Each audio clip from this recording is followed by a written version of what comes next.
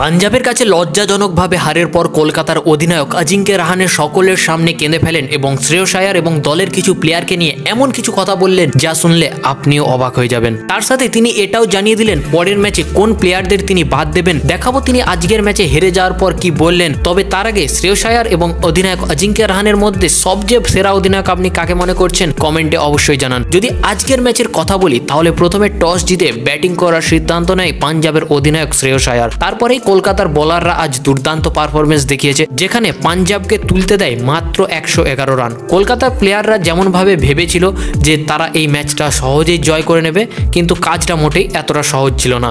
তাই প্রথমেই এসে কুইন্টন ডিকক এবং সুনীল নারিন প্রথমেই আউট হয়ে ঘর চলে যান। তারপরে হাল ধরেন অজিঙ্ক্য রাহানে এবং রঘুবংশী। এই দুটো প্লেয়ার অবশ্যই দলটাকে একটু টিকিয়ে রেখেছে, বাকি প্রতিটা প্লেয়ার বাজে পারফরমেন্স করছে। রাহানে একটা ভুল শটে আউট না হয়েও আউট হয়ে যান, কারণ হচ্ছে তিনি রিভিউ না নেওয়ার কারণে তাকে প্যাভিলিয়নে ফিরে যেতে হয়। এখান থেকে শুরু হয় কেকেআরের ডাউনফল। এরপর কোনো প্লেয়ারই ভালোভাবে খেলতে পারেনি, মাত্র 20 থেকে 30 রান তারা করতে পারেনি এই 4 থেকে 5টা বড় বড় নামযুক্ত প্লেয়াররা, যেখানে তাদের প্রাইস হচ্ছে 15 কোটি 24 কোটি এই ধরনের তাদের প্রাইস রয়েছে, কিন্তু তারা 30 রান 20 রান 10 রান কেউই করতে পারেনি। যাই হোক, 10 উইকেট হারিয়ে তারা তুলতে পারে মাত্র 95 রান। হ্যাঁ, এটা ঠিকই শুনছেন, মাত্র 95 রান তুলতে পারে। এরপর অজিঙ্ক্য রাহানে সকলের সামনে বলেন যে আজ আমাদের প্রতিটা বলার দুর্দান্ত পারফরমেন্স করেছে, তবে আমাদের ওপেনিং জুটি, মিডিল অর্ডার এবং ফিনিশার সবাইকার পারফরমেন্স একেবারে বাজে ছিল, যার কারণে আমরা আজকের এই ম্যাচটা হেরেছি। এবং তিনি তার সাথে এটাও বলেন মঈন আলীকে না খেলানোটা আজকে আমার সত্যি বড় ভুল হয়েছে, কারণ আজকের এই ম্যাচে